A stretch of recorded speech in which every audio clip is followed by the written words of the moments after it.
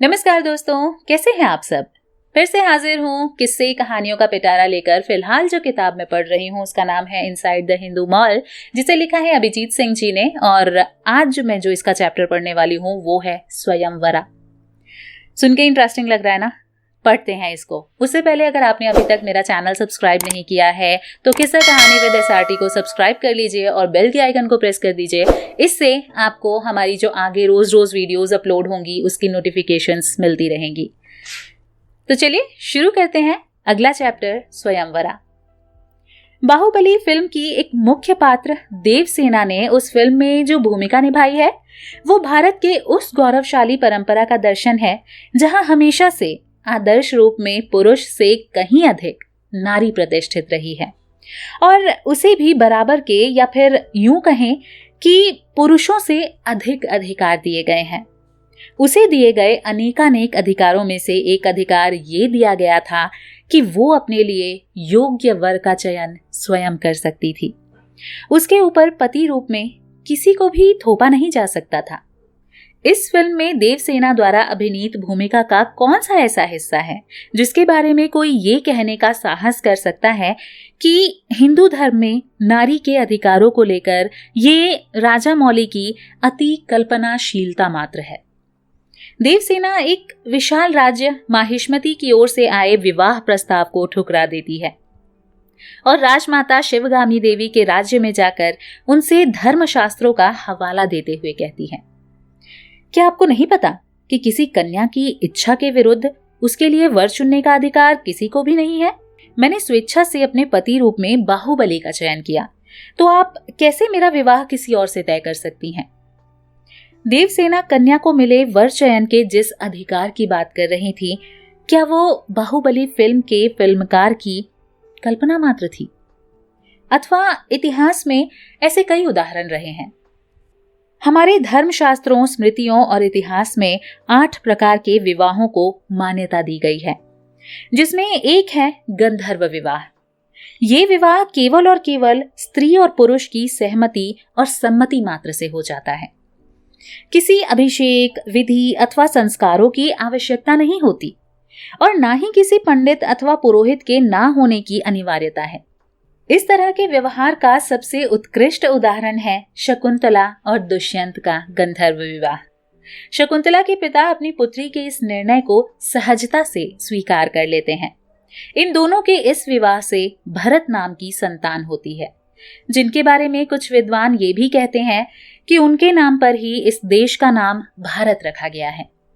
महाभारत के वन पर्व में सावित्री और सत्यवान की कथा भी मिलती है।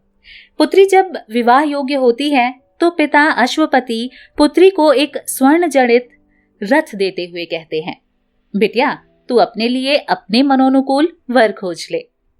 सावित्री उस रथ पर बैठती हैं और पिता द्वारा दिए गए अनुचरों के साथ अलग अलग राज्यों के राजकुमार से भेंट करती हैं, उनका साक्षात्कार करती हैं।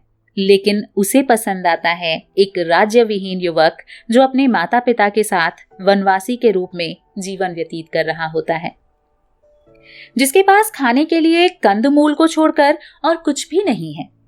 बेटी जब पिता को अपने द्वारा चयन किए गए वर के बारे में बताती है तब उस समय वहां देवर्षि नारद भी मौजूद होते हैं, जो कि त्रिकालदर्शी हैं और भविष्य देख सकते हैं। नारद पिता को समझाते हुए कहते हैं कि सत्यवान अल्पायु है, उसके साथ अपनी बेटी का विवाह अगर आपने किया तो वैधव्य सावित्री के सामने खड़ा है। ये सुनकर चिंतित अश्वपति अपनी बेटी को समझाते जरूर हैं, लेकिन ना मानने पर उस पर कोई जोर नहीं डालते, बल्कि अपनी बेटी की इच्छा का मान रखते हुए उसे वनवासी युवक सत्यवान के साथ ब्याह देते हैं। फिल्म बाहुबली में देवसेना के भाई जो छोटे से राज्य के शासक हैं, उन्हें पता था कि माहिष्मती जैसे बड़े राज्य की ओर से आए विवाह प्रस्ताव को ठुकराने का अर्थ है संपूर्ण विनाश। लेकिन तब भी उनके लिए अपनी बहन यानी कि एक नारी की इच्छा के सम्मान से बढ़कर उनको अपना राज्य भी नहीं था। जो चरित्र सावित्री के पिता अश्वपति का था वही फिल्म बाहुबली में देवसेना के भाई का था। हमारे अतीत में ऐसे एकाध नहीं बल्कि इस तरह के अनगिनत उदाहरण हैं। त्रेता में सीता जी का स्वयंवर होता है, जहां वो पति के रूप में श्री राम को चुनती हैं। द्वापर में तो ऐसी अनेक घटनाएं हुई थीं। रुक्मणी और द्रौपदी के द्वारा स्वयं के लिए वर चुनने का वर्णन आता है। काशीराज की पुत्री अंबा ने शाल्व को मन ही मन अपना पति चुन लिया था। दमयंती ने राजा नल को अपने लिए पति रूप में चुन लिया था। बाणासुर की पुत्री उषा ने सपने में भगवान श्री कृष्ण के पौत्र और प्रद्युम्न के पुत्र अनिरुद्ध को देखा और उससे उनसे प्रेम हो गया और फिर उनका विवाह हो गया। दुनिया आज बहुत आधुनिक हो गई है, तब भी वो किसी वैवाहिक संबंध को बिना किसी गवाही के मान्यता नहीं देते हैं। लेकिन हमारे पूर्वज कितने ऊंचे थे कि वो स्त्री और पुरुष की आपसी सहमति से किए गए विवाह को भी मान्यता देते थे, और न केवल मान्यता देते थे बल्कि उस विवाह से जन्मी संतान को आदर्श माना गया है हमारी संस्कृति में। आज जब हम स्वयं को आधुनिक और प्रगतिशील मानते हैं, तब भी हमने कन्याओं को ये अधिकार नहीं दिया है। ये स्थिति तब है जबकि गंधर्व विवाह के परिणाम से उत्पन्न संतान को हमारे यहाँ आदर्श माना गया है। अतीत में हमने हमारी नारी को शिक्षित और संस्कारित दोनों किया और फिर स्वयंवर का अधिकार दिया था।